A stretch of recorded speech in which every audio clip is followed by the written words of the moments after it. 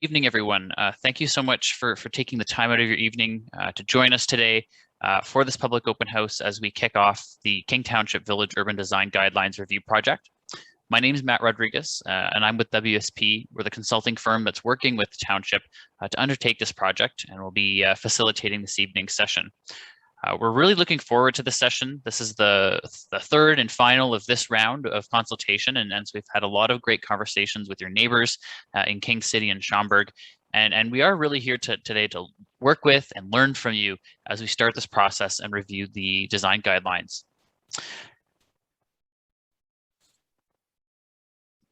So just a really brief agenda to sort of explain how this evening will go. We'll do some brief introductions to the project team, just so you know who everyone is. My colleague John will then give an overview presentation to sort of walk through why we're here, the process that we're following, and some of the key things that we have to consider through this project. And then we're going to participate in an interactive live poll. And so I'll give some instructions on the next slide on how to do that. But that'll be an opportunity to share your comments, share your ideas, and really brainstorm some really great possible design solutions.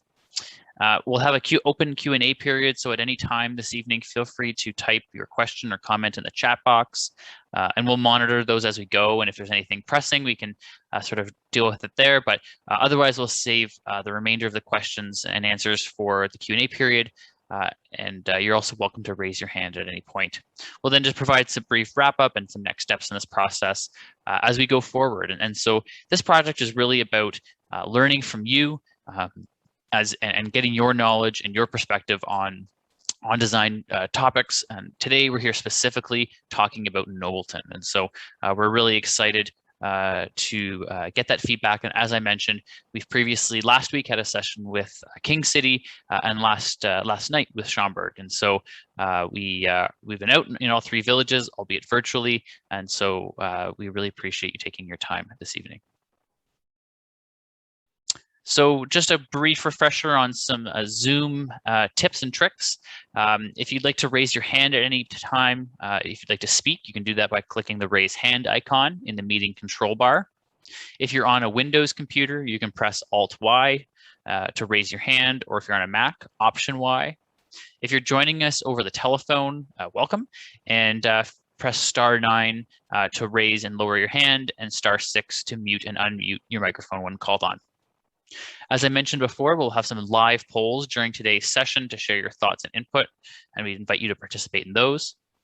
We'd also welcome you to type your questions and comments in the chat box. So any of the questions that we do ask in the live polls, you can also just respond in the chat box, and all of that input will be taken into consideration as we go forward. Just a brief reminder that this session is being recorded and that a recording will be posted to the speaking page in the days to come, and that you can watch it at any time and share it with anyone who might have been unable to make it this evening. Also, I believe everyone is now muted at this point, which is fantastic, and we ask that you do remain muted until the Q&A session, just to avoid some background noise and feedback. All right, so here's a brief warm-up, and if you have a smartphone device, whether that's a phone or a tablet, or also your computer, we invite you to participate in a live poll. If you don't have one of those devices, no need to worry, you're still able to participate in our activities via the chat box. If you do have one of those devices, there's two ways that you can join. The first being going to www.menti.com and entering the code that's on your screen. Or if you do have a smartphone camera, you can take a picture of the code, the QR code that's on your screen, which we've all become quite familiar with at restaurant menus these days. And so hopefully folks are able to use that as well. I'll also take an opportunity when we get to the first activity to copy a link into the chat box. That'll take you right there as well. So a few different ways to get hooked up to the live poll, and this will remain the same information throughout the open house this evening.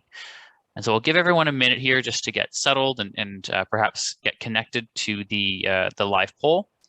Just a reminder that you don't need to log in or add any personal information to the polling. They don't need to log in to provide your answers, and that all responses that we receive will be anonymous. And so we'd welcome you to provide your feedback on that platform.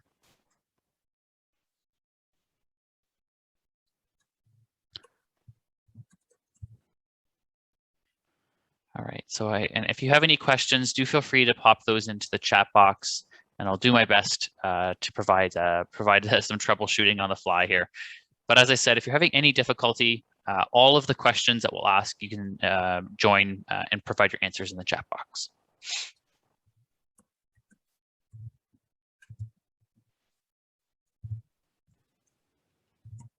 All right, so we'll go to our first activity, and this is just a bit of a warm-up, get everyone familiarized with the tool and get started. So our first question, we just want to know where you're coming from tonight.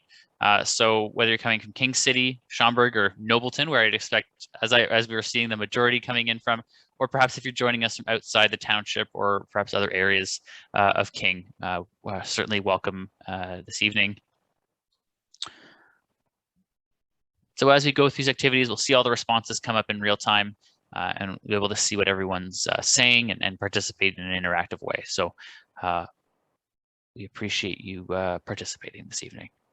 All right, so the majority here from Nobleton, not terribly surprised, given that we're here talking about Nobleton, but a few joining us from outside the township, so welcome, and one person from King City, so welcome. All right, we'll give everyone a few more seconds here if they're still connecting or just getting situated.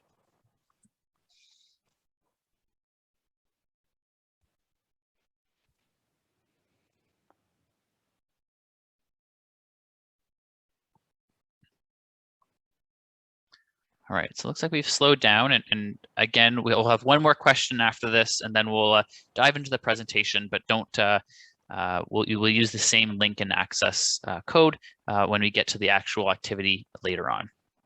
So our next question, we just want to understand perhaps who's in the room today. And so as I've said before, you know, if we were in a gym, you might have had little sticky notes on the wall and you might have signed in or, you know, gone to a corner of the gym just to see who's joining us. So if you residents, perhaps you're here with you know, a landowner or the development community representing an agency or organization, you're a business owner in town, which is fantastic. Or you're here as a consultant, perhaps representing another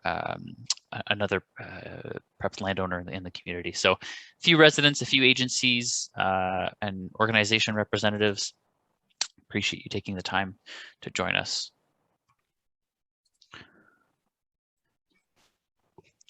Hello to the business owner joining us.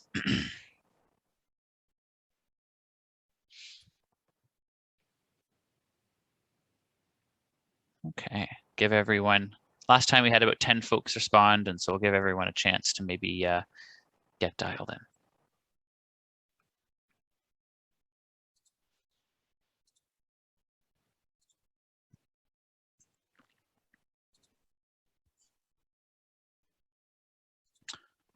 All right.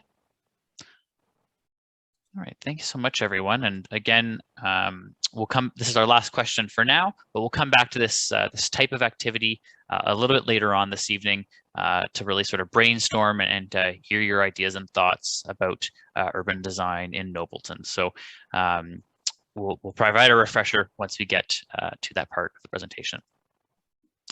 So before we dive into the overview presentation, I'm going to pass the floor over to Kristen Harrison at the Township to provide a few introductory words, and then over to my colleague John Taziopoulos to introduce himself. Kristen. Great, thank you so much, Matt. And I just want to echo your comments earlier about thank you everyone for joining us this evening and for taking time out of your schedules to be here and to provide your comments and share some feedback with us. Because your participation really will help us shape these design guidelines moving forward. So thank you. And I'd also just like to recognize Councillor Boyd is here with us this evening. As well, we have some township staff. We have Stephen Naylor, the Director of Growth Management Services with us, as well as Jamie Smythe from our Economic Development team, as well as Kelly Early from our Planning Division. So thank you, staff and members of council, for being here this evening and participating with us. So thank you all. And I'll send it over to John. Hi, good evening, everyone. Thank you again for attending this evening. We were really hoping that we were going to be doing this in person, but under the circumstances, we're going to try and make do, and hopefully we can keep you engaged this evening with our presentation. I'm a senior urban designer and practice lead with WSP Canada, and I'm the project manager from WSP on this project. All right, thank you so much both. And I think with that, we'll dive straight into the presentation, and John, you can take us away. Sure, thank you. Just to create some background, we're going to talk a little bit about just generally where this starts from. Take a broader look for King Township in general. So there will be some slides that you'll see that aren't specific to Nobleton, but they are important in terms of understanding why the urban design guidelines are being done right now and what they're including in addition to the work that had already been done previously on them. So we'll go from broad to specific, and hopefully, I think Matt already mentioned we'll take into a question and answer session, and we'll conclude after that. But so having said that, the township is undertaking the reviews of its urban design guidelines for the 3 villages of King City, Nobleton, and Schaumburg, and also for the employment areas. There are dedicated employment area design guidelines that speak to guidelines for all of the villages and King Township in general. The reason for this is that the existing guidelines are from 2006. And most recently in 2019, the township's official plan had been updated, and this precipitated an update to reflect the urban design policies that are within the new official plan. And also there are elements, so one of the things there would be about established neighborhoods, which don't, those types of guidelines don't show up in the earlier sets of guidelines. And also to consider aspects that weren't considered at that time, such as the transit station area, the GO station in King City. So there needs to be some guidance provided for items that were not thought of 15 years ago or considered because they weren't yet putting any there was no reason to include them, and so that's what we're trying to deal with.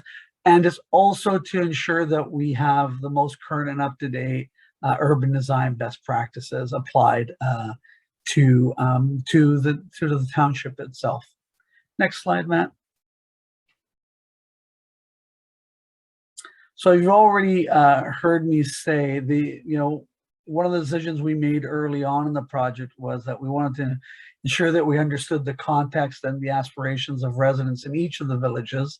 Because even though we're replacing these guidelines, we still want to make sure that we include village-specific guidelines within these new consolidated guidelines. So originally we had embarked on 3 different evenings to meet in each of the villages, but unfortunately we're not able to do that.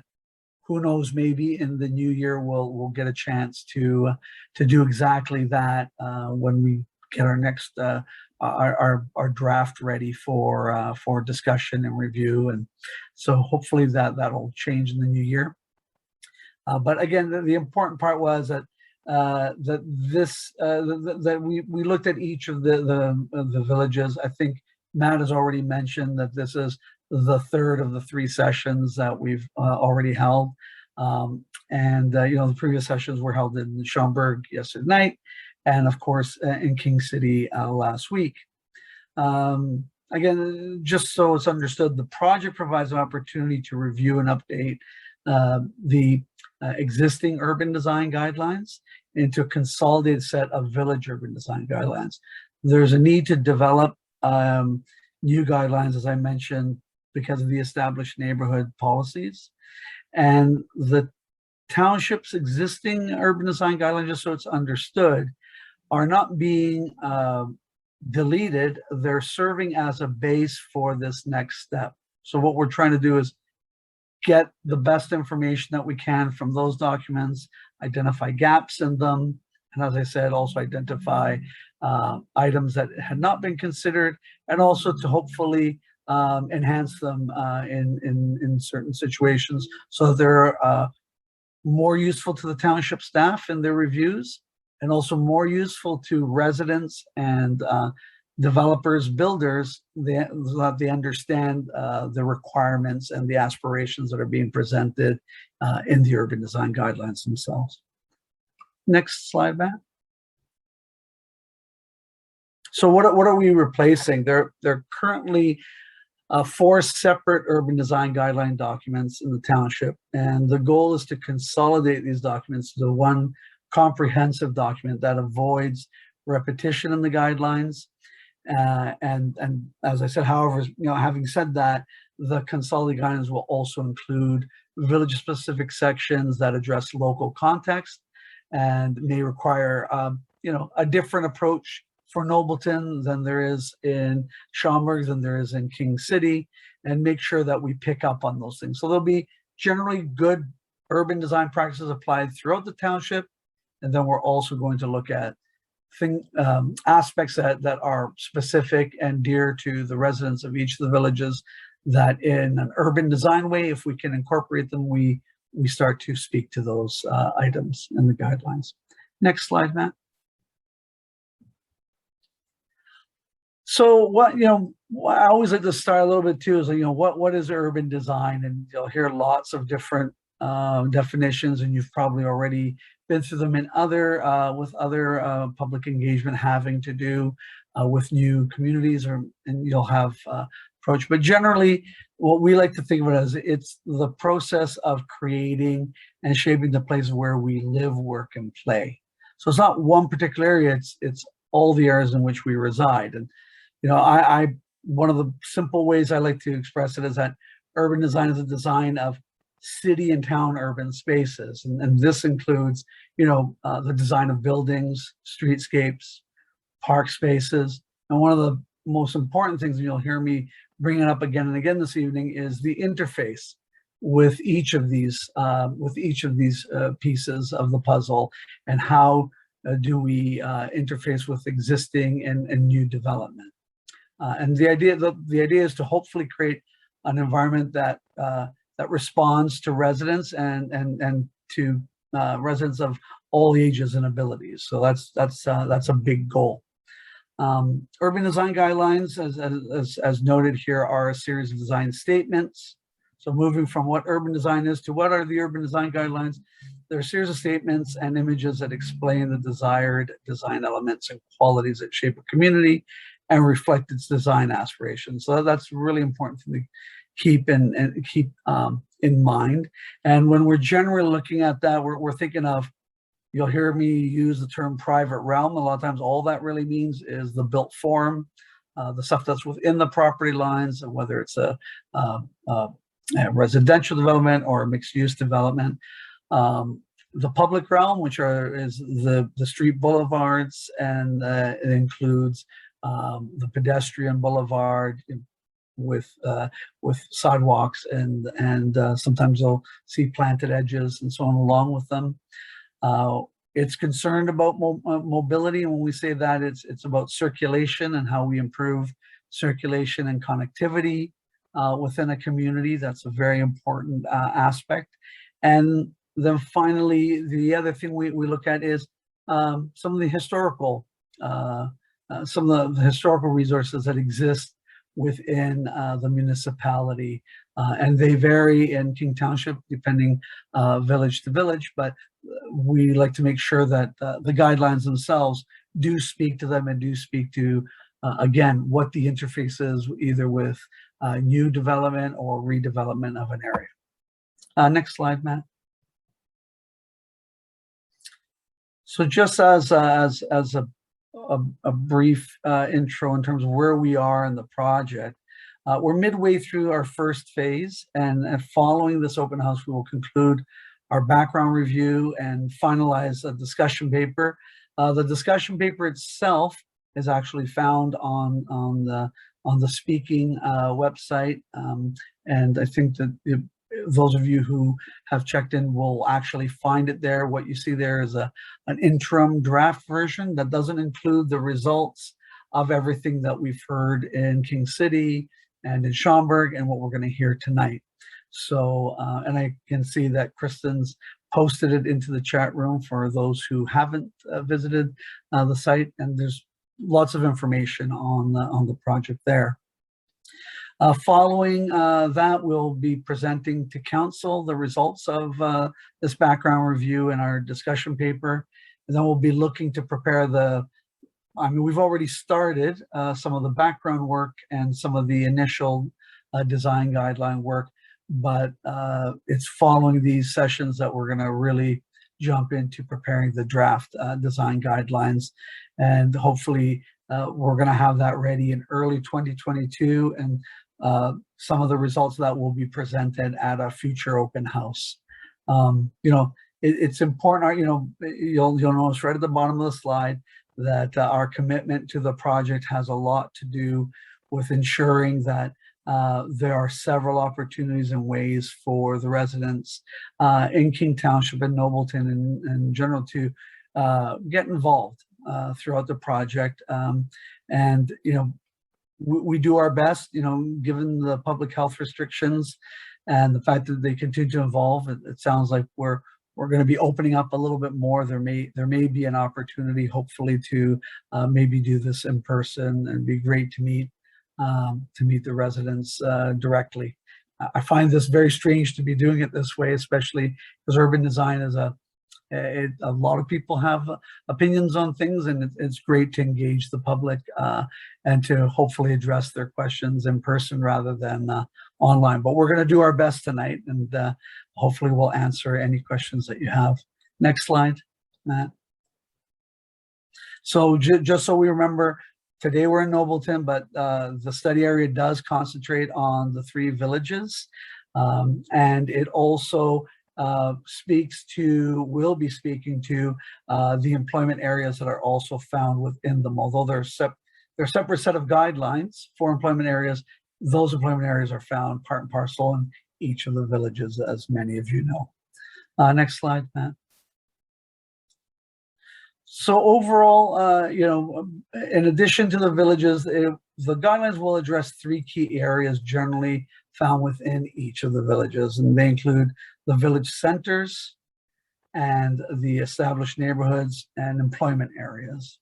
As we noted here, although it may not be applicable to Nobleton, the idea of village cores, mixed use areas, those both apply to Nobleton. The major transit station area is something that, again, it may be located in King City, but it's an important aspect for the whole township in terms of its being a major transit station area. Next slide. So what are some of the key project drivers? So you heard me say earlier about the official plan update being an important part of why this was triggered, but it's also because there's been a lot of work that's been done in recent years throughout the township in different villages. And we have a list of some of the, like we say, these are the project drivers, but we're looking at a lot of the work that's been done. But these seem to be the most key documents that we've come across in our background review, including the Streetscaping and Beautification Plan, the Schaumburg Revitalization Plan, which you'll say, well, that's Schaumburg, but there are principles in that we look at and see if there's some way that some of the recommendations that have been made there, perhaps they're applicable to the other villages or to the township in general. So we're always looking at that stuff. And then, of course, we have green development standards and how they could be incorporated in the urban design guidelines.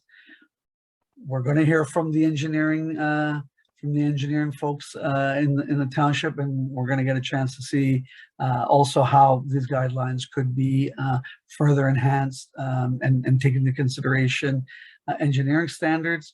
And finally, the ongoing climate change action plan. You heard me say something about green development standards. We'll be looking at how we try and integrate some of the work that's being done there into the guidelines. Next slide, Matt.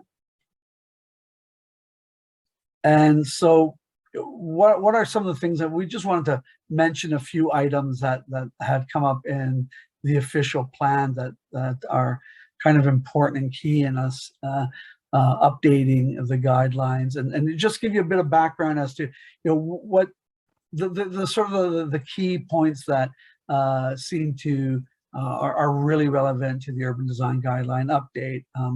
One is understanding how to accommodate the growth. So where should that intensification go? Where are the appropriate places to optimize density? And generally it's where there's existing infrastructure, and the key thing about trying to introduce density and more density and accommodating growth in existing with existing areas is to try to find a way that it contributes to a vibrant community. In Nobleton, we can see a lot of the development that's been going on near and close to the main intersection at 27 and King Road, and you start seeing all those elements coming together in the case of Nobleton, right near that major intersection. So the idea is how do we continue to accommodate that growth in a harmonious manner and in the best way possible. Secondly, the OP itself, it directs the majority of intensification commercial development towards what I've already mentioned: the village core, the transit station area, and mixed use designations. And two of those three are specific again to Nobleton, and it's important to understand again, how do we ensure that any new development or redevelopment can be accommodated in an appropriate manner through the urban design guidelines. The OP also emphasizes the maintenance and protection of the character of existing neighborhoods. So you heard me talk about earlier about that was one of the elements that was really missing from earlier guidelines. We noticed in all three villages, replacement housing and so on, that we need to take into consideration what's the best way that we can, understanding that there's a zoning bylaw in place and permits certain heights and permits development with certain setbacks. What's that layer that we can add through urban design guidelines that start to more sensitively introduce this type of redevelopment, and things to keep in mind. So that's why I was saying it's important, not just for developers and builders, it's also for residents who may want to make large changes or to provide additions. It's good to be able to refer to the design guidelines and know that there's going to be some direction or some objective that's being noted. And finally, the OP establishes policies to protect the township's employment areas. So one of the things that, well, how does that relate to the urban design guidelines? Well, there are existing urban design guidelines, and one of our goals is to make sure that we're since those guidelines were done, is there something that needs to be enhanced in order to deal with what's occurred over the last 15 years? What's good? What poses some challenges, and how can we improve on those guidelines and ensure that these employment areas remain relevant and actually can be considered part of the community and easily get easily accessed, not just through vehicles, but also by walking and cycling. Next slide. So you heard me mention earlier about some of the key areas, and in the village centers, we're going to be considering village cores, and the emphasis on that will be, heritage conservation, ensuring vibrant main streets. How do we ensure that we get good, appropriately scaled, built form? How does it relate to the street? What is orientation? Just so some of you understand, there are currently in the township permissions in village cores for buildings up to 6 stories in height. Generally, you'll see anything between 4 and 6, and that there will be an emphasis on the guidelines for how we transition. For some, 6 stories may seem very tall. For others, it may be of concern. So there are always tools that we use in order to address how do we introduce development with that height and ensure that it transitions well to either existing neighborhoods or to existing development that's adjacent to it. And then finally, the guidance is needed to shape public realm, including the streetscapes and park edges. So when we're thinking about streetscapes, we're thinking about the complete boulevard and how are there ways to improve it.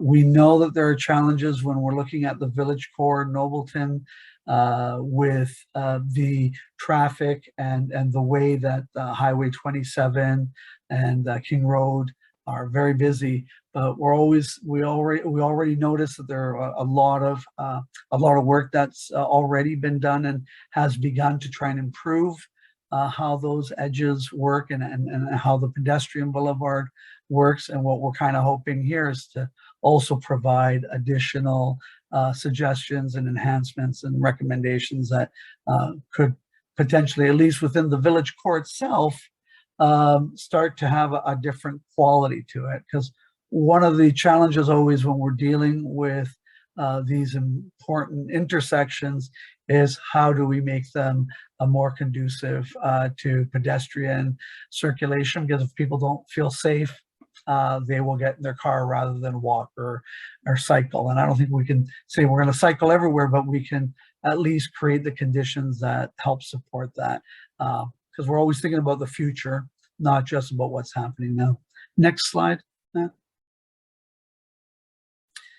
The next area are the mixed use areas, and these are always very, very interesting. You can see on the right-hand side, one of the mixed use areas is just, I think it's Wilson Avenue, just north of King Road. You see some local, but they're the areas of transition and how we've seen changing over time. A lot of the mixed use buildings, you know, are out of a lower scale in many of the village cores. And they are very much suited to the pedestrian and scaled in that manner. And a lot of the guidelines will be looking at that. Or when we introduce more height, how do we still retain that that pedestrian quality? And it also, one of the things we need to consider that development, you heard me say earlier about transition, about compatibility. You know, how does that work and interface with adjacent low-rise residential neighborhoods? And always not just residential neighborhoods, it's also the developments already occurred adjacent to them, because typically these are in more significant areas within, and when I say significant, I mean in terms of traffic and in terms of foot traffic within the community. Next slide, Matt. So as I mentioned earlier, I understand the transit station area isn't in Nobleton, it is in King City, but the important part is to note where the township is planning for increased intensification. And one of the typical tenets is, you know, where you've got great transit access to transit facilities, you also try and intensify around those stations so that you make it easier for the greatest number of people to have access to that transit, to be able to walk to that transit. So guidance will be required just because in many instances it will be in new form. There will be a change in the public realm. And it'll be really important to understand like a clear design vision, because quite often, once you get into some of the transit station areas, it could be a combination of buildings or multiple buildings. And how do those all work together to make a better experience for the residents and for the pedestrians and the circulation within the area? You heard me mention earlier about that there are permissions for a range of uses. and that there's that more dense development. We're looking at 4 stories and you know, as a minimum in some of these, and 6 stories, up to 6 stories, where again we start to introduce other urban design tools to ensure that we can interface and transition well with adjacent residential areas where they're very close, or again to ensure that we're continuing, although it doesn't exist now, but over time, that we're creating a great street wall and public realm that leads us to the station in appropriate manner. And just in general, there's always guidance needed on larger buildings. When we say larger buildings, we're not just talking about tall buildings. Quite often, the experience that you have is at the lower levels. And how do we deal with longer buildings? Because sometimes you will see very long buildings. So they may not be tall, but some people might find it adverse in the sense of they're very long, and they could be very unarticulated, or give the position, give the sense that it's never ending. So one of the things we like to do is start to introduce some more guidelines. There are already some guidelines in the existing guidelines on such buildings, but we'll be looking for ways in which to build on that and to enhance the guidelines. Next slide, Matt.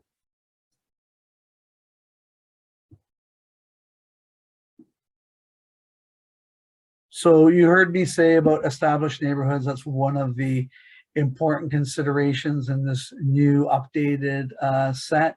You know, we understand that infill is largely limited. When we say infill, we mean that it's largely limited to secondary residential units. But what we're going to really be looking at is how do we deal besides that. I mean, it's important to think about whether it's, but more importantly, we're not really dealing with internal secondary residential units, but we'll be looking at ensuring that we speak to elements of replacement housing and how replacement housing can better fit within these established and existing residential neighborhoods. You know, and look for design considerations in terms of how infill works on these vacant lots that might exist, or on lots that are not vacant, but where houses are being replaced. You see here, I mean, I've already mentioned it, but you know, the goal of the design guidelines, wherever we can, is to provide some additional criteria and guidance with respect to hoping that we can further help in the fit of new development, ensure that it's harmonious in the streetscape. And there are different ways in which we can do that, and we'll be presenting some of that. And you know, very simply, it can be, it's not just height, but it can be transition of massing, it can be massing variations, materials, colors, roof styles, etc. So there are different ways that we can start to look at that and provide at least some assistance, again, both to township staff and to residents and builders and developers in terms of what the objectives and aspirations are for development within established neighborhoods. And the last item that we need to consider is the maintenance of mature and large vegetation. And we're always quite aware in some of the older communities that we deal with about significant tree, not just tree stands, but significant trees within communities that could potentially be considered to be of heritage importance. And so we're going to try and see if we can provide some guidance on how do we deal with that from an urban design perspective. You know, how can we address such vegetation and mature trees. Next slide.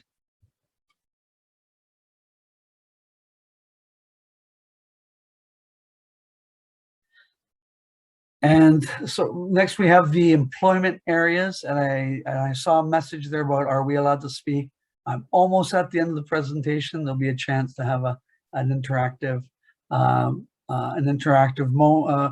some interactive slides, but if there are questions that you have, you can posit them into the chat, and Matt will be very kind and make sure that he covers those off, and we do answer your questions as we go through. But I'm almost done. The employment areas are also an important aspect to consider.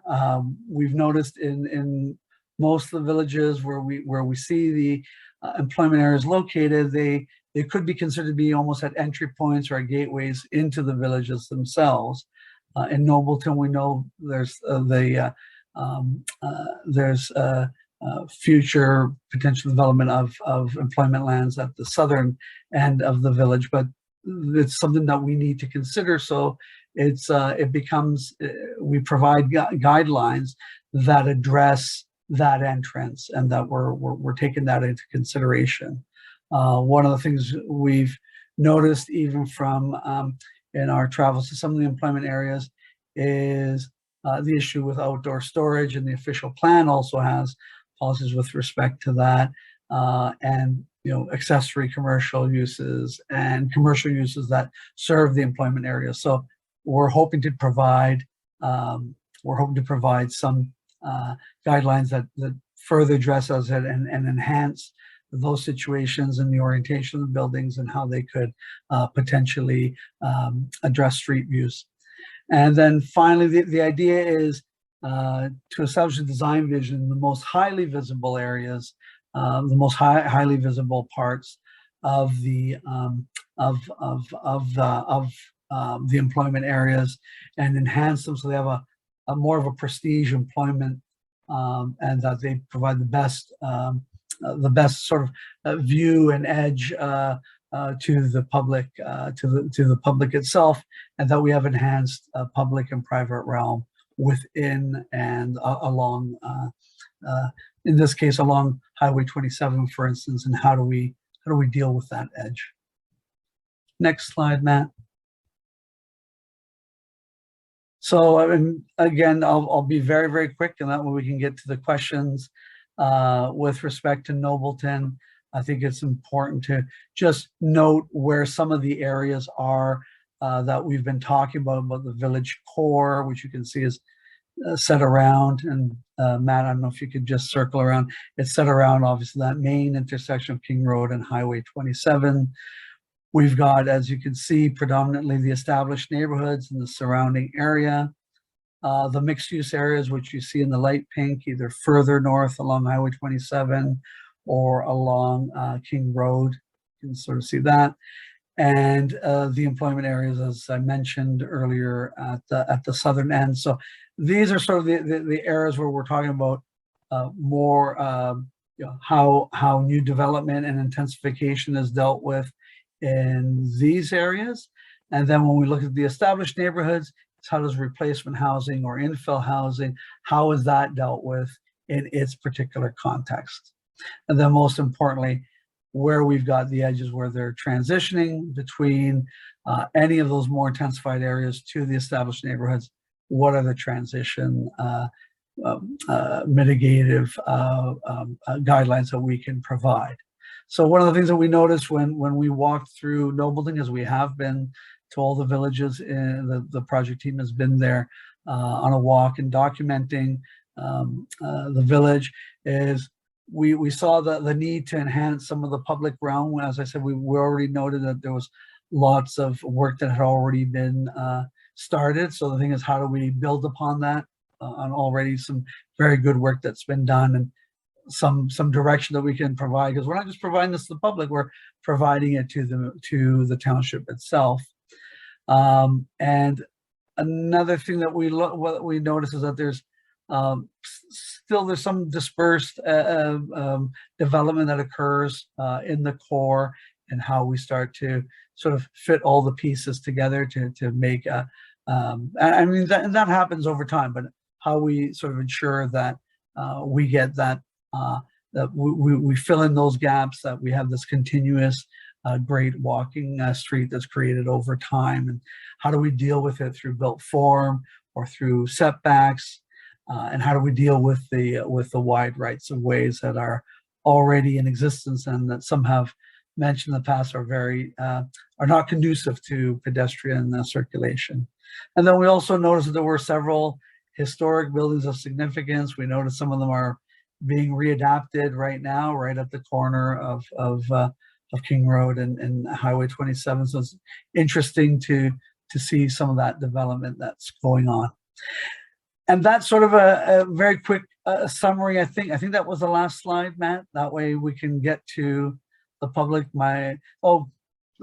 Just some of the key areas that we sort of looked at. You'll notice some are we sort of stuck to Highway 27. We don't have an image of that great kind of landscape and pedestrian way that's been happening just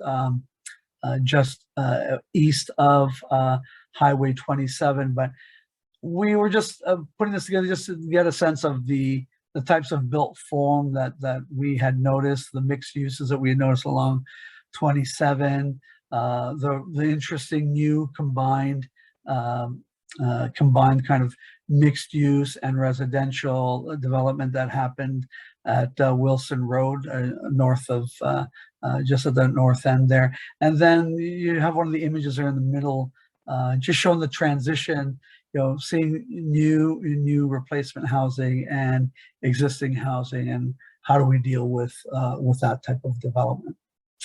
And I'll leave it at that because I noticed there are a lot of questions that kept popping up.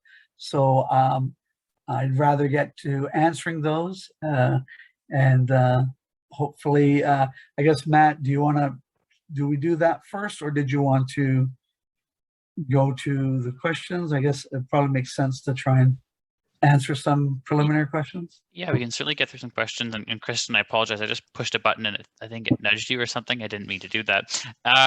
Thank you so much, John. And thank you so much, everyone, for a really great discussion in the chat box. As we mentioned when we got started, we'd go through these and answer them. And I do notice that a couple hands are up, and we'll certainly get to those questions as well. And then we'll go into an interactive activity. And then after that, we can sort of field any other questions that you might have, but lots of great discussion here in the chat box.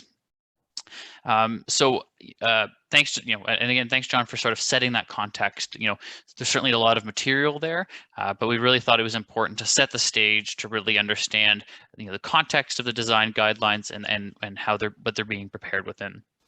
So one of the first comments coming in was just about, why are we moving to having one guideline? And so it'll be having one guideline that recognizes and is tailored in certain areas to each of the villages, and so it really makes it easier both for staff and for developers to understand that there is one guideline that applies. It's also a bit easier for members of the public to be able to look at a single document and understand and perhaps compare and contrast. And there's also some duplication between some of the existing documents, so it is just an opportunity to streamline, but without losing that important detail that is important to each village. And so that's a really key tenet of this project, is to maintain that those unique features and those unique design guidelines. Yeah, I think I mentioned right at the beginning, we're not jettisoning that, we're just changing the approach. A lot of the guidelines that were already done were specific to the villages, and we're not getting rid of that. What we're saying is that there are a lot of guidelines that Matt already mentioned some duplication, that they will speak about the same thing over and over again, but then there are the village specific guidelines that we have to take into consideration. So there will still be sections within it. It just won't be 4 different documents. There will be a section for Nobleton. There will be a section for Schaumburg. There will be a section for King City, and there will be an employment section, which will apply just as the previous employment guidelines applied to all the villages. So we're not getting rid of that. And I think maybe you attended a little bit late, but I think I mentioned right at the beginning that that's an important part of the guidelines and the update, is that we don't lose that differentiation. Thank you so much, John. There are, a couple comments here speaking to, how the committee of adjustment is perhaps permitting different types of development in some of these existing neighborhoods. And,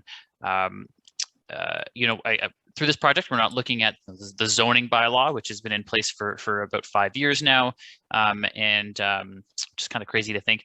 And so it's been in place for a number of years now, and there's an opportunity through these design guidelines to provide a bit more guidance to the Committee of Adjustment in making those decisions. As you mentioned before, the design guidelines did not speak to established neighborhoods. So when for example, if an application was at the Committee of Adjustment related to perhaps a new infill or a new house or a replacement house, there may not have been that same guidance for the Committee of Adjustment to refer back to. So this is a really great opportunity to do that. Some good comments here, just sort of speaking about people's thoughts around height and density in Nobleton. And comments well taken. I think when we were speaking earlier about some of the permitted heights, we were just sort of speaking to what is permitted as a maximum, and but also looking at what the official plan says, and that's really the policy framework that we need to operate under, and really sets the stage for those heights and densities. The guidelines provide an opportunity to refine it, to make it fit into the community, and to address some of those specific things that John spoke to about transitioning or design, or how it looks perhaps when you're walking down the street. Yeah. I guess the best way of thinking about it is, if it's going to be introduced, what's the best way in which it can be introduced and fit into its existing or in the proposed context. Thanks, John. And some comments here about perhaps a bypass going around Nobleton, and certainly something we noticed walking down the street. It is quite busy and loud. We were actually trying to have a conversation, and it was a bit too loud to have a conversation. And so, while we can't, the design guidelines can't, plan for or choose a route, for example, of any type of bypass route. There is an opportunity through this project to encourage different types of streetscaping. And as these projects come online, I believe Councillor Boyd mentioned that there's some realignments happening and future road reconstructions. And so these guidelines can allow us to put some thoughts in place to say, if things change in the future, what is the ultimate vision for some of these roads? And again, not planning the road, but just what is the desired outcome on the road, and that might take some time to evolve. So comments here, about different densities in the community and condos and apartments. And so again, the design guidelines aren't going to say that everything is going to become a condo. What this is about thinking about residents who might not live in King Township already, and thinking about where they need to live, thinking about providing housing options for different ages. And it doesn't mean a 20-story condo going up. That's not at all what the policies allow, and what the intention is here. But thinking about how we can do it sensitively and transition well to the existing areas in the villages. Okay, lots of good discussions here, and yeah, great comment about we need places for assisted living for folks who want to stay in the community a bit longer, where they can age in place, as they might say, and stick around with their friends and their family where they perhaps have lived for quite a while. I can't speak to. There was a comment here about a proposed development. Speaking about the Sloker development. I don't know if Kristen, if you had a chance to see that comment and had anything to share, or Yeah, Matt, and just for your benefit, it's a development that's already it's at the northeast quadrant of King City. It's already being built out. So I think the comment was that when that development was passed, there wouldn't be any infill allowed in the existing village. And so just to clarify, the policies of the new Our King official plan are very restrictive when it comes to severances in the established neighborhoods. So there's some pretty stringent policies there that would need to be met in order to allow for a severance. And really what we're looking to do with these design guidelines is provide that design lens when if there is in fact a infill lot created, or for a replacement home that may come. So if somebody knocks down their house and is building a new home, we can influence or provide some guidance in terms of what design elements should be looked at in that construction, that new home. Thanks, Kristen. A really interesting comment here, speaking to those secondary residential units and perhaps within the official plan, if it's in a building that's detached from the building. And there's a comment here about, it does perhaps increase the lot coverage and may impact water infiltration.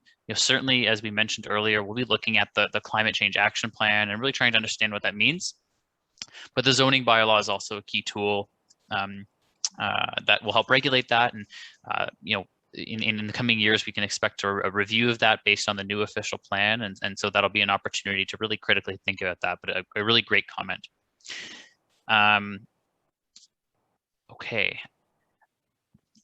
This came in queue. Lori, did you have a question or comment for the group? If so, you can feel free to hop off mute. Awesome. Thank you, Matt. I just wanted to address the comment with regards to the high or low rise, what you consider low rise residential. But within our town, we would consider anything that would be above 2 or 3 stories as a high rise, right? So at the end of the day, the residents that are currently here, we do have sensitivity to any future developments. And we do want to see, new residents come in, but we don't want to see that in any sort of condo or apartment sort of setting.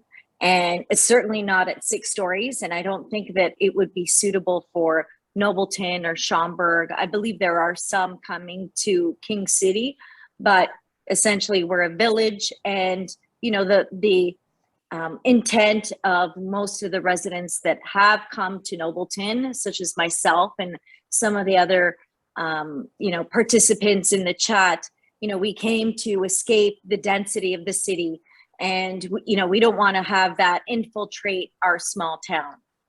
So I appreciate the time. This is a great exercise, guys, and thank you for allowing us to have our voice. It may not necessarily always agree with, what the intentions are, but I hope that there's some sensitivities to the existing residents as well. Thank you for your time.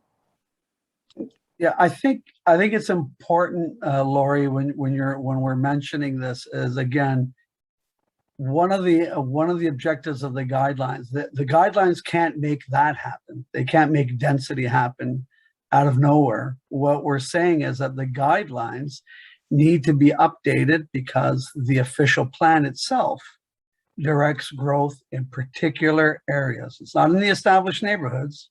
It's directing growth to the village core. It's directing growth, in the case of Nobleton, in the village core and in mixed use areas. It's not suggesting growth in established neighborhoods. That's not even the suggestion, just so that we're clear as to what the objective is with the guidelines themselves. So there's always the requirement that that intensification is directed in particular locations, just so that we can have that vibrant center and at the same time allow for the established neighborhoods to continue to function in the way they have been functioning. So I don't know if that sort of answers your question, but that's basically, yeah. But basically that's what it is. That's all we're trying to say is the official plan, the zoning permit these things. Those are the statutory documents. And what we're doing with this layer of guidelines saying like, okay, it's permitted. Now, how do we make sure that it fits in a good manner? That's what we're trying to do. Yeah. So maybe the official plan is where the action should have been taken, but I wasn't aware of any public, I guess, opportunities to have our voices heard at that time. So, but still, being so close to the village core, myself and my house, and my kids and my family, I really don't want to see that within the village. And if it does come to be within time, then we'll have to readjust. But once again, thank you for the opportunity. Yeah. Kristen, do you want to say anything there? Yeah, I just wanted to add there. So the village core policies, they speak to buildings a minimum of 2 stories and a maximum of 4. And then there's some more criteria that would need to be met in order to get up to 6 stories. So we're not anticipating 6-story buildings all throughout the village cores. It would be in very specific locations. The site characteristics would need to be, a certain way in order to allow for transition or higher building heights to the established neighborhood. So it's not as though there's a blanket high-rise or 6-story building coming to each property or site in the village core. So we're very mindful of that, and each application would need to go through a development review process with the township, and oftentimes those do trigger a zoning bylaw amendment where you would actually be able to have your say and provide your input to that specific development application. Thanks so much, Kristen. That's really helpful context. Okay, so just going back to a couple of the comments, and then we'll move on to the activity, because it is somewhat fun, and we'll get a bit more thoughts as we start to develop the guidelines. Kristen, I don't want to again put you on the spot here, but there's a couple comments here about some of the churches in town, and speaking to admittedly the Presbyterian church. I don't believe it's in employment. I believe that's an institutional designation, that dark blue. It is a darker blue, yes. Unfortunately, the lighter blue is the employment. The darker blues are all institutional uses. So there's some schools and churches scattered throughout the village there. But I believe the Nobleton United Church is in the mixed use designation, was the comment maybe here. Okay. Not sure specifically about that one, but within the mixed use designation, I do believe institutional uses are permitted, as well as a range of other uses. So if there was an adaptive reuse of that building in the future, it could be used for potentially other types of uses, like an office space or something like that. Thanks, Kristen. There's some comments here about the upcoming employment areas and looking to get that employment land first, and really see that come in. Some good comment there. We'll move the dot on the slides before we. I see Councillor Boyd has their hand up. So Councillor Boyd, why don't you go ahead? Thank you. I just want to touch on a couple things because I think it will help add some clarity, and just being going through the official plan process and zoning bylaws. So one thing that's unique in Nobleton, and I think this is an important element and should factor into the discussion here, John, is we have very limited capacity in Nobleton. We're on a standalone sewer treatment facility. So one thing that's not permitted, I know that there was some talk about secondary dwelling units, although provincial policy mandates municipalities like King, lower tier municipalities, to incorporate secondary dwellings into their official plan and zoning bylaws. Nobleton is unique in that we can't do that right now because we don't have the servicing capacity to facilitate that. So we're even different, excuse me, than King City and Schaumburg in that way. Another thing that I think is worth touching on is that Nobleton, for those that didn't go through the official plan process with us, although it was a very public consultation, lots of opportunity for the community to get engaged, and lots of the community did get engaged. So one of the things that was really important to the Nobleton community was that we respect our urban boundaries. So this map, I wanted to just stop before you moved on. It highlights that where growth is kind of limited to in the Nobleton area. So we've been very tactful and thoughtful about not expanding beyond our urban boundary. The benefits of that are protecting farmland and kind of focusing growth and are very limited, excuse me, opportunities to the core areas. So with I guess I'm going to come to a question a little bit for you now, and it kind of pertains to my comments. With our limited capacity for growth in Nobleton, any revitalization that we do, and I think that you touched on this as well, is like what we're trying to do here is kind of, I think anyways, and I put it forward to you as a question, but the intent here is to have an idea of what the community wants any redevelopment to look like. And for me as the ward councillor, I know that there's not a lot of opportunity for redevelopment and growth. So anything that we do has to be done in the right way, because it's going to set the stage for what our village is going to look like on a go forward basis. So how can these village design guidelines help us maximize those opportunities when we look at the redevelopment of something as important as the Hambley House or Old King Road, those core areas in Nobleton where the community's asking for aspects of revitalization. Thank you. John, do you want to start on that perhaps? Thank you, Councillor. Well, I mean, I'm trying to understand the questions. You kind of answered it from what you were saying. I think the important part of urban design guidelines, as I mentioned early on, is that the existing ones have been in place for 15 years.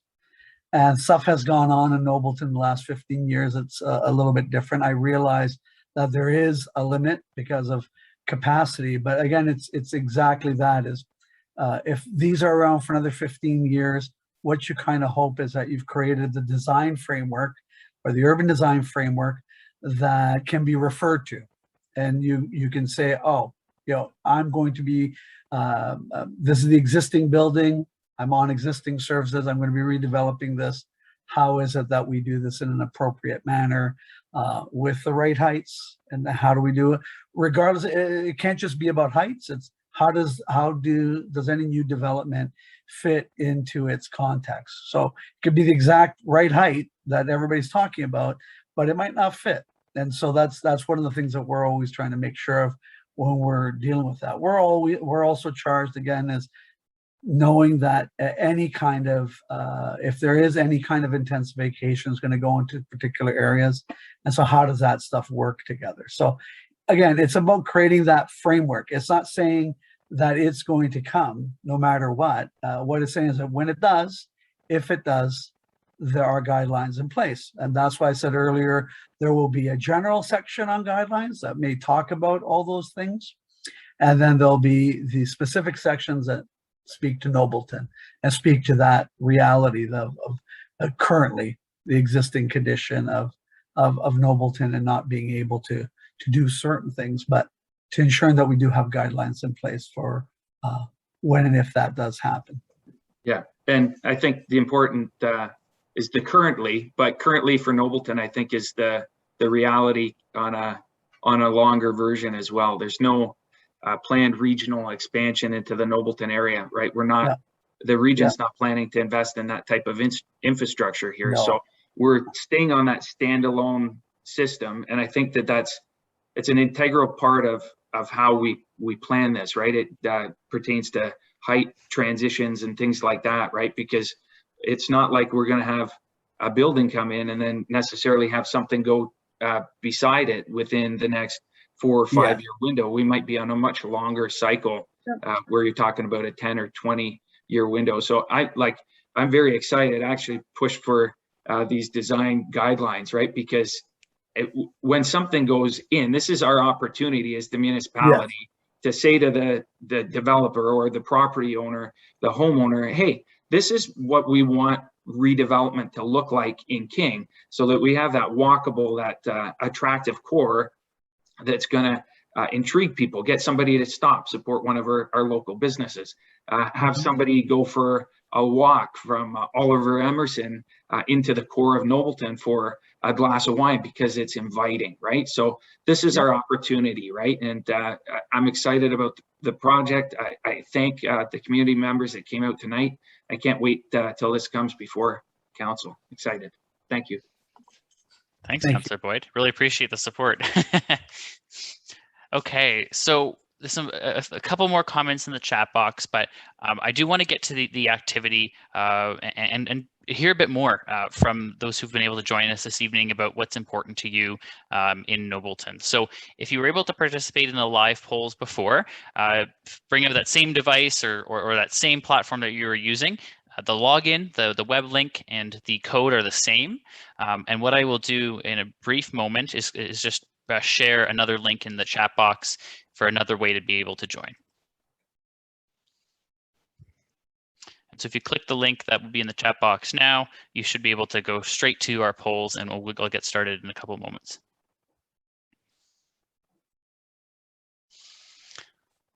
All right.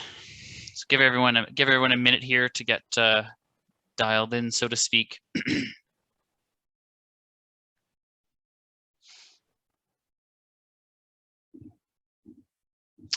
Okay. All right, so we'll go to the first question, and we'll give everyone a few minutes there to get going. And so the first question, somewhat broad, we just want to understand in 3 words, what comes to mind when you think about what you value or like most about Nobleton? So what are those 3 things that we heard? I certainly picked up a few during our discussion just now, both in the chat box and in talking with those who asked questions. But we just want to know, what 3 words come to mind when you think about Nobleton? And again, if you're having any trouble with the platform, we'd welcome you to type those into the chat box directly at any time. All right, so as they come in, they'll come up on the screen, and if the more that one word is entered, the larger it would be. So right now we have quaint, small, quiet, familiar, and friendly. Great ones to start. Small town, friends and gardens, trails.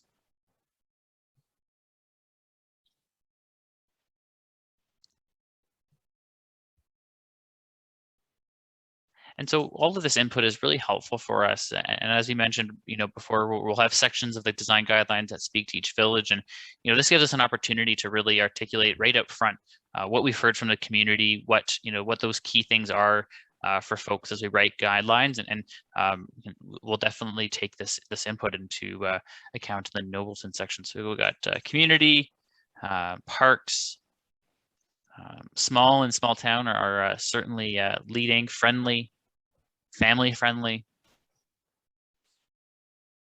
Give everyone a minute here.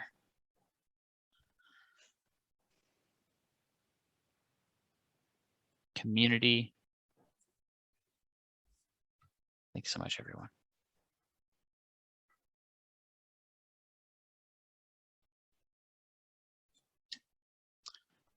All right. Give everyone a few seconds, and then we'll move on to our next question.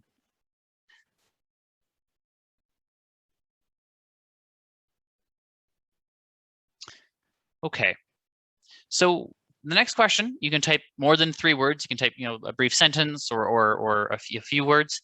But we want to know, what defines Nobleton's character for you? And so how I describe this is maybe you're talking to a relative or a friend who doesn't live in King Township, and you're just trying to give them the sales pitch on why you chose to live in Nobleton. What is that character? What is that thing that you think about when maybe you're thinking about why you enjoy living in Nobleton? Or if you talk to someone who's recently or looking at perhaps buying a house in town, what is that thing that you might share with them? Perhaps the sales pitch.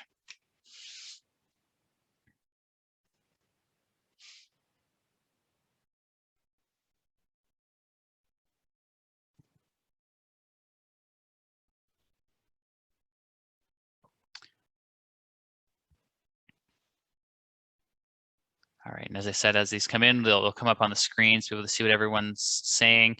So small town feel, just outside of large cities, tight community, safe and desirable place to live and raise a family, a crossroad community with quiet neighborhoods, certainly at the junction of 2 busy roads.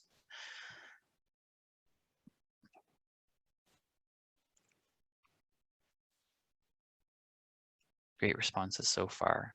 And so if this helps jog any ideas that you might have, we'd welcome you to pop them into the tool or again into the chat box if you're having any difficulties with that. Small town charm, safe and family friendly, great local businesses. Surrounded by farms, absolutely.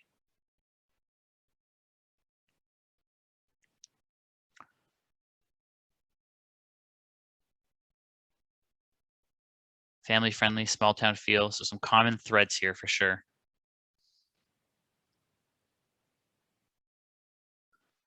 So this person chose Nobleton because it's the perfect place to raise children. Love the parks and open spaces and community spaces, the library and access to all those. Close to the big city, but set in the countryside. John and I were driving into Nobleton. We were going pretty fast and, you know, very, we almost stopped, you know, to try to take pictures out the window, but it was all going by really quickly. But it's certainly a beautiful transition into town. Small town with lots of room and a lot to garden. A small church to allow people to participate, and lovely to drive to with hills and farms close by.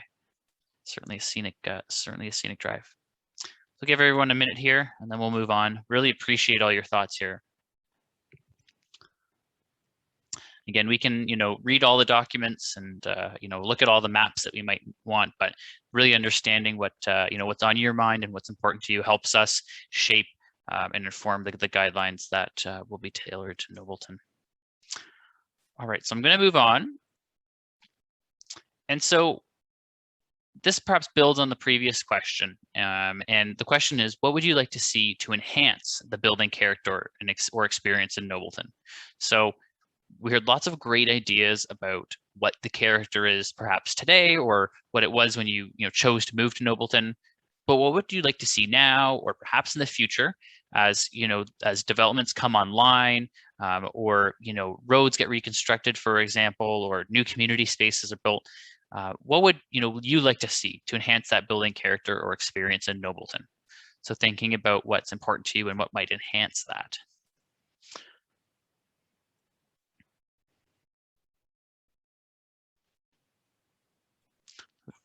Give everyone a few minutes here to collect their thoughts. Yeah, sometimes also known as built for character, so that might be helpful. And yeah, the first one. And public realm. Oh, pardon me? No, I'm saying in public realm. That's Yeah. the first one that came up. That's good. And that was the one that was on my mind. As I was going to say, if we needed some examples, is more sidewalks and certainly we noticed all the new ones, which are great, but there's absolutely opportunity for more adherence to the guidelines. And so stay tuned for what the guidelines come out to look like. But the intention certainly is, and then to use them on a go forward basis and to really help them shape development across all three villages. Oh, placing hydro lines underground in the core. We heard this last night in Schaumburg, and so certainly would be great. Oftentimes there's some challenges, with costs and other considerations, but the design guidelines can speak to those utilities and where they are in the public realm. And while we can't obviously approve burying the hydro wires through the design guidelines, there's an opportunity to perhaps encourage it. Slow development, beautification of core area and homes in older Nobleton, more garbage cans and flowers. Those are the small things that can make a difference, and design guidelines can certainly speak to.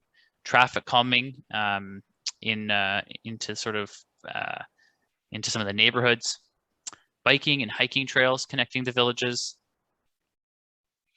a safer and prettier Main Street, incentives and to repair rundown homes and buildings. John briefly touched on this earlier with the Community Improvement Plan, or CIP, and just this past year, earlier in 2021, the Township did a refresh and update of their Community Improvement Plan. And what that does is helps provide incentives for different types of building improvements and other projects that really help improve the community, so to speak. That's now in place, and the design guidelines will help work with that. Increased lighting on existing walking trails, streetscaping and traffic calming, and more storefronts to walk to. All great things. So give everyone a minute or two here.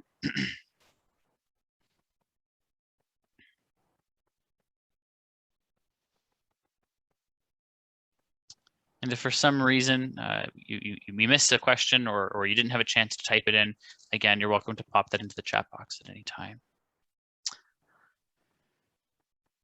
Better water quality. Nobleton is famous for hard water. No trucks on King Road. buildings constructed near a heritage building should use some of the design elements to enhance the heritage design. But you're helping us write the guidelines here. That's a great comment. Have the brick agree with the neighboring heritage building. Again, you might see that slide into the guidelines. And thinking about not allowing cable wires to start at the ground and go through trees. So some really great suggestions there. Really appreciate that.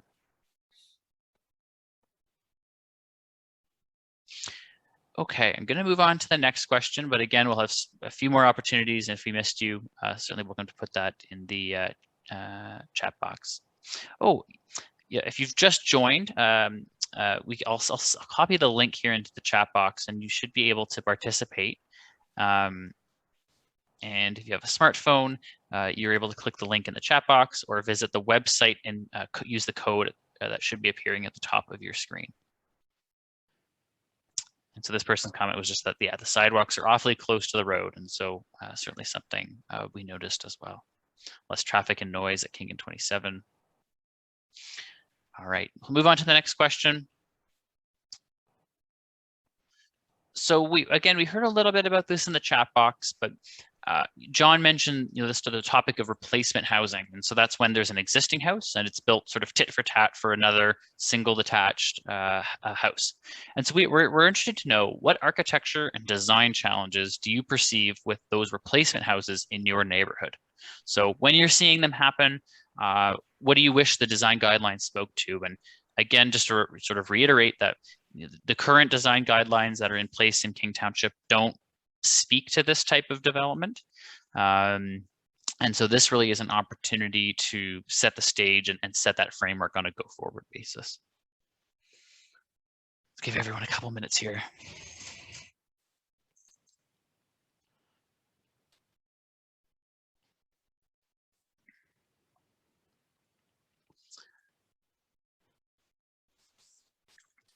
Perhaps anecdotally, I'll say that we've heard certainly similar things and similar threads between King City, Schaumburg, and Nobleton, but there's certainly been some unique comments and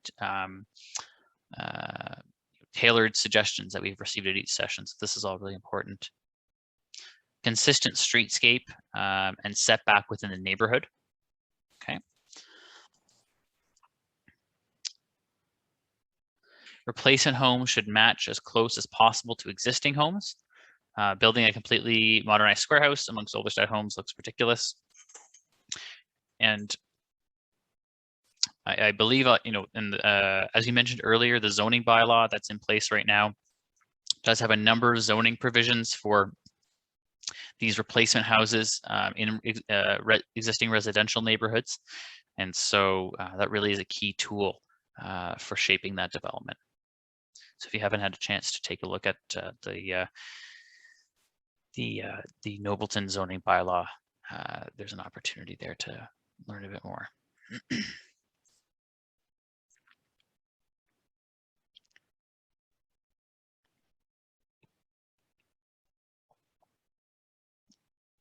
No ultra-modern architecture.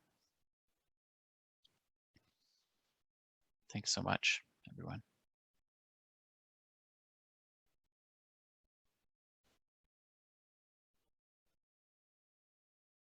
Give everyone about 30 seconds here, unless you see a whole bunch of answers come in. All right. Yeah, so a really interesting comment here about lighting around some of these new homes. Perhaps some of these newer homes have a number of outside exterior lights, and perhaps is impacting the ability to view the night sky.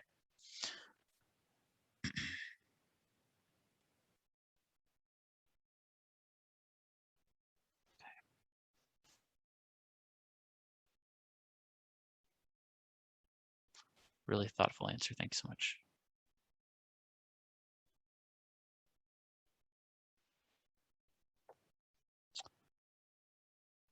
Okay, give everyone a few more seconds and then I'll move on.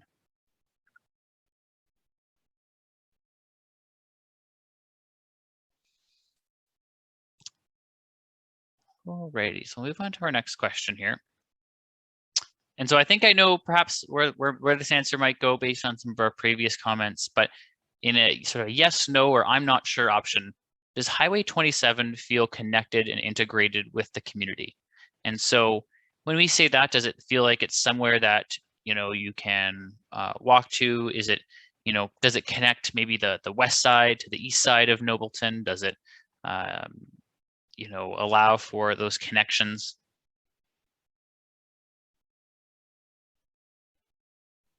Does it encourage you to come down or up Highway 27 when you're there? I know there was an earlier comment about being too close, sidewalks being very close. Mm-hmm.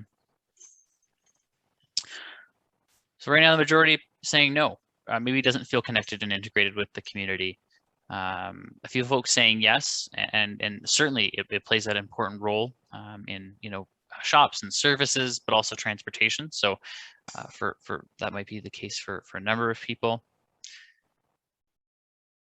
On the no side, there's an opportunity through the design guidelines to, you know, think about those design elements of the streetscape and maybe what that desired future is as, you know, buildings or streets get reconstructed. So give everyone a couple seconds here before we close this poll.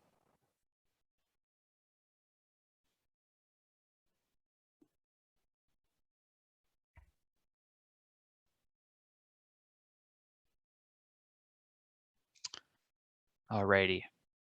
Thanks so much, everyone.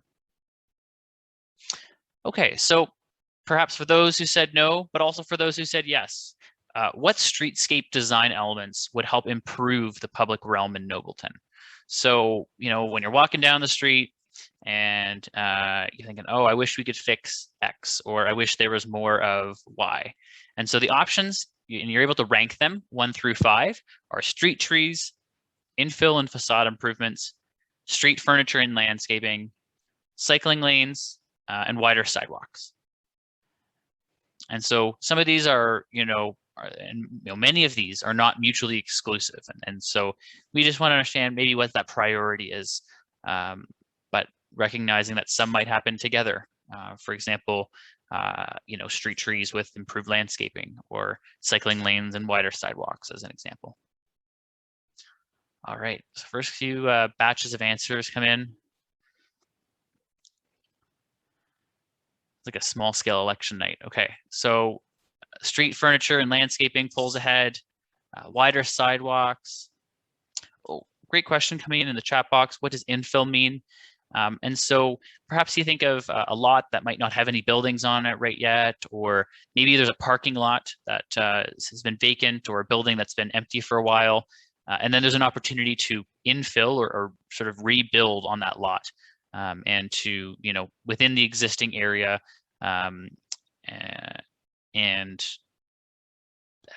words have escaped me, to, within the existing area to help sort of fill in the gaps along the street. And that can help, improve the streetscape. And, when you walk down the street, for example, if you walk on a really extreme example, Queen West in Toronto, there's not a lot of gaps. And so it really helps with vibrancy. And not to say that Queen West is what we're desired here in Nobleton, but it's the first thing that came to mind. Okay, so first out of the gate, infill and facade improvements. And so that's a really great street furniture and landscaping, wider sidewalks, street trees, cycling lanes in 5th. Thanks so much, everyone. We're starting to see the uniqueness between the villages, because it's a different take than we got yesterday night, or even in King City a week ago. So It's really interesting. I think in King City, street trees had pulled ahead as a winner. But as you can see in this photo, there's already quite a number of trees along the street, but maybe not between the cars and the pedestrians, and in the picture that we're seeing here. Yeah, a great, a comment here again, just, noise being a concern along Highway 27, and certainly something we're aware of, and something to think about as we get into the guidelines. Thanks so much. All right, give everyone 30 seconds here, and we'll move on.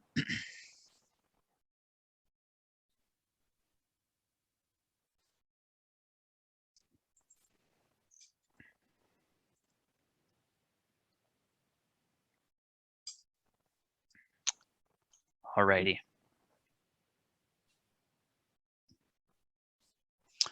All right, we'll move on here. Almost through the questions. And so, you know, we talked about, you know, Highway 27 feeling connected to the community. We talked about maybe what we'd want to see to improve it. We just want to know, what are those obstacles to walking and cycling in Nobleton? So, you know, maybe you could walk to the bank, or in this image here, walk to the dental office, or for physiotherapy, you might be able to walk there from home. But maybe there's a barrier or there's a reason why you don't. We'd be interested to know about that. There's a comment earlier about, you know, being able to cycle between the villages or cycle within the villages on trails. And maybe you're able to complete some more trips by bike, you know, those short trips, day-to-day trips, maybe to run a few errands, or just get some exercise. What are those obstacles to walking and cycling in Nobleton? Be curious to know.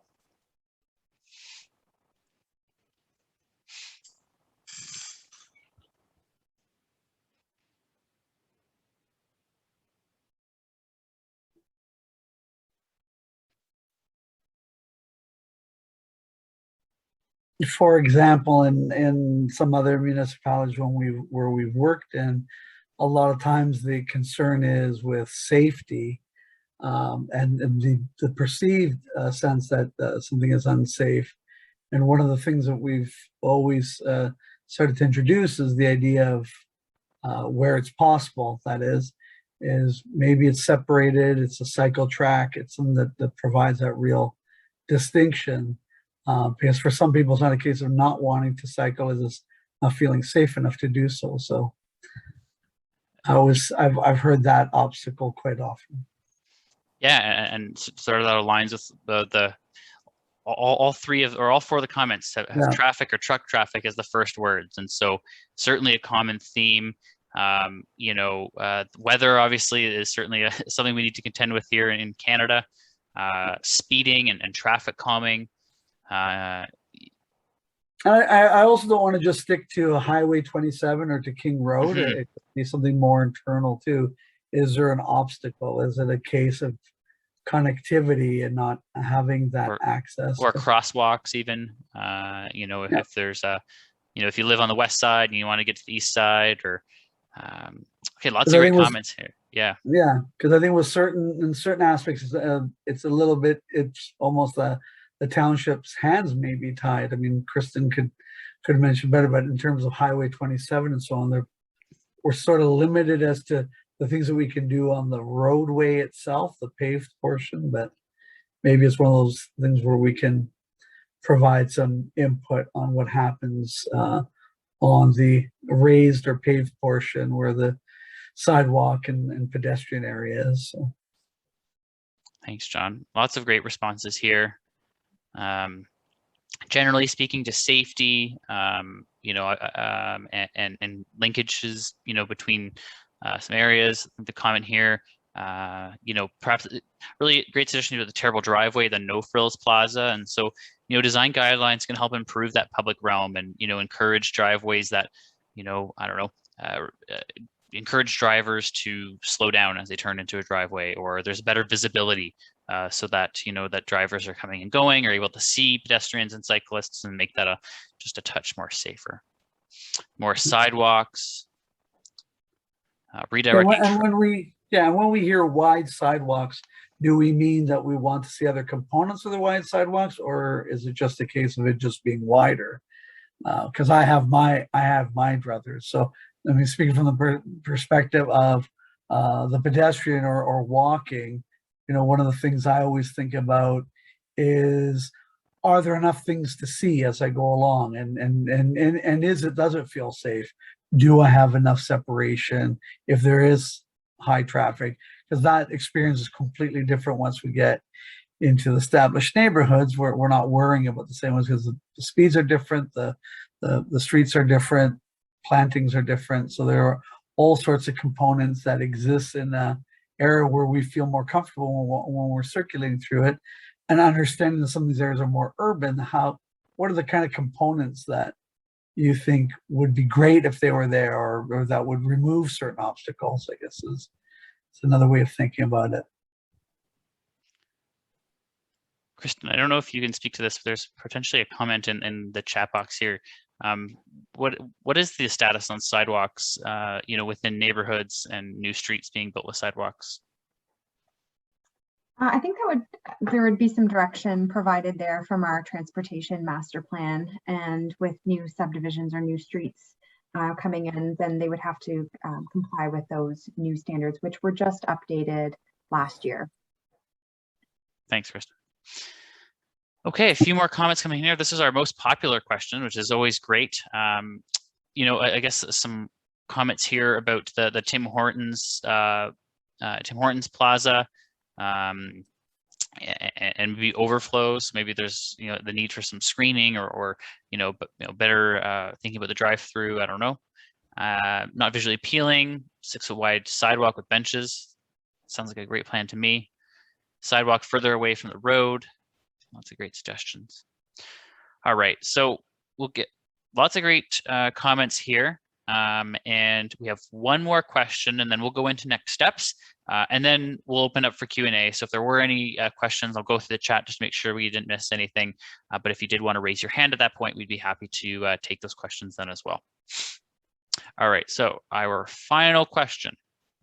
So, we talked a lot about, and Councillor Boyd raised some great points about what these design guidelines will do and what their role is. But we want to know, is there a recent building or development that is really good in Nobleton and you want to see more of? What about it did you like? And so, recognizing that change is happening and change will is a continuous process. As buildings come online or new developments are proposed, it helps us understand what the community likes. What are those elements that are really good and maybe should be replicated in other areas?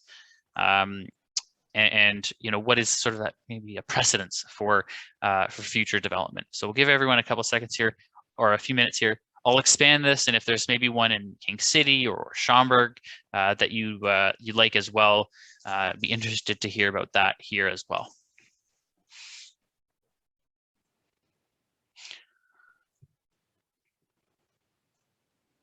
And so one of the last slides we had with the map of the pictures showed a couple of the new recent developments, including the mixed-use townhomes. This image here on the slide right now, a more recent commercial development. So certainly some different types of development happening in Nobleton. All right, so the first one in the RBC Plaza, for sure. And lots of great Were things. we subliminally suggesting that? Is that what A leading question. Having to see the Pringle House maintained as part of Live Work Development. Gates of Nobleton is beautiful with a pond at the entrance and lots of wildlife. A small subdivision consistently designed homes and a nice park. Traffic calming would make it safer, and no doubt. And this needs to be addressed urgently. Thanks so much. So the RBC building.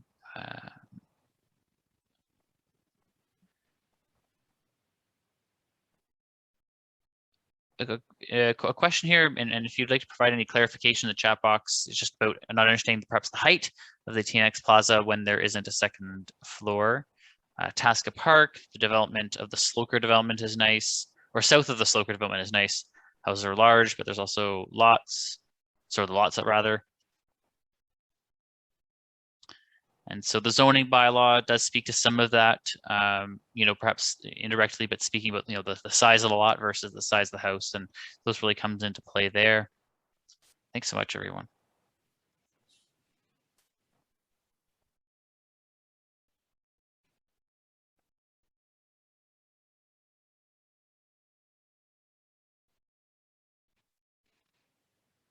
All right, lots of great suggestions. Again, this just helps us understand, what's great, what's good, and what we might want to see a bit more of. Yeah, and if it's also building in other parts of the township, that's acceptable too. We just want to get a sense of what you find desirable and what you think actually works well, and say, hey, we'd like to see more of that. Some comments about McTaggart Road has a great soccer field and park, more parks and trails. Parks, so the common theme there. It's a great suggestion. St. Philip's Plaza. And speaking to the RBC building. Thanks, everyone. Okay, we'll give everyone a minute here, and then we'll move on to next steps. Just, you know, recognizing that the time, we'll go into next steps, but we'll certainly address any questions or other comments that come into the chat box before we wrap up. Thanks so much for your participation in this poll, everyone. Really appreciate it.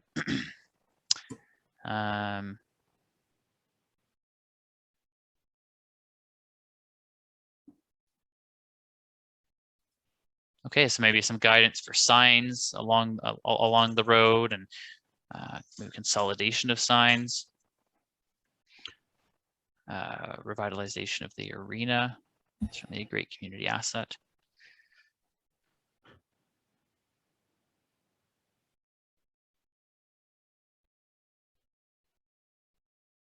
All right, thanks so much, everyone. So without further ado, I'm going to move on to just the next step slide. And so this will sort of wraps up and concludes the activities.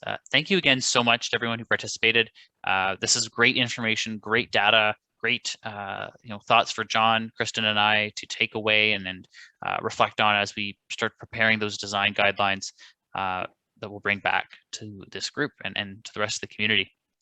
So, and Matt, we should just mention that if there are other items that you realize half an hour later that you should have included some of that, please feel free to submit some of the comments that way as well.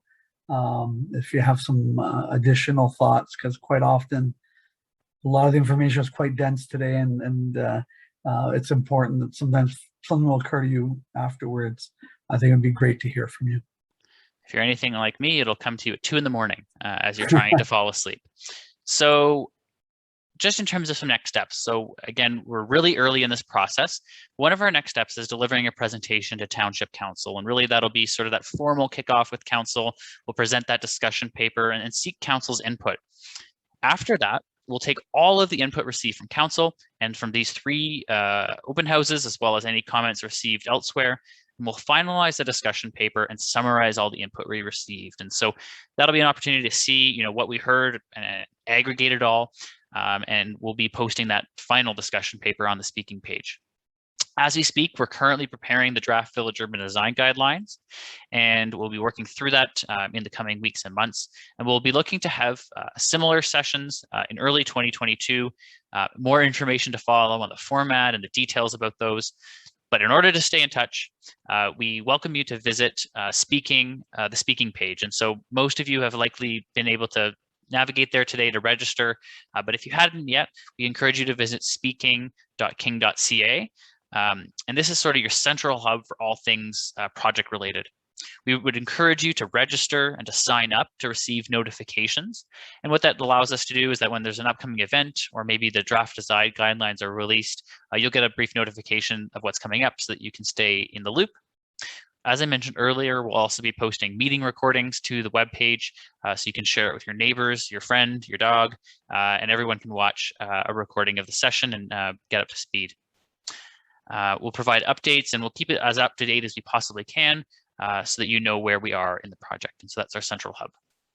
So Kristen posted a direct link to the Design Guidelines Review Project in the chat box, so feel free to do that. If you've signed up for this event, you will receive notifications in the future for upcoming open houses. But if you do sign up directly on the speaking page, that'll allow you to be notified perhaps more directly, but also for other projects that the township is undertaking. And so there's an opportunity there as well. And so just before we all go, again, we'll take some final questions and comments, but here is Kristen's contact information and phone number and email on the screen here. And we'd welcome you, as we said, to email or contact Kristen as a follow-up if anything comes to you following this session in the coming weeks. So with that, I'll just quickly look to the chat box. And see if we missed anything. A few comments, that came in during the activity, which was great. Yeah, I think we got through most of the questions, which is fantastic. So if anyone had any more comments or questions, we'd welcome that now. But if you do need to run and wrap up some other things this evening, we really appreciate you joining. Thank you so much for taking the time. Kristen, I don't know if you wanted to say anything before we go. Yeah, maybe I just want to again say thank you so much for your participation. This really will help us in shaping this document moving forward. So thank you for your time and for contributing and for your participation. And yes, you will receive email notifications moving forward. But if you do sign up on the speaking under the Stay Informed banner, then we can also provide you newsletter updates as part of an email update. So thank you all again.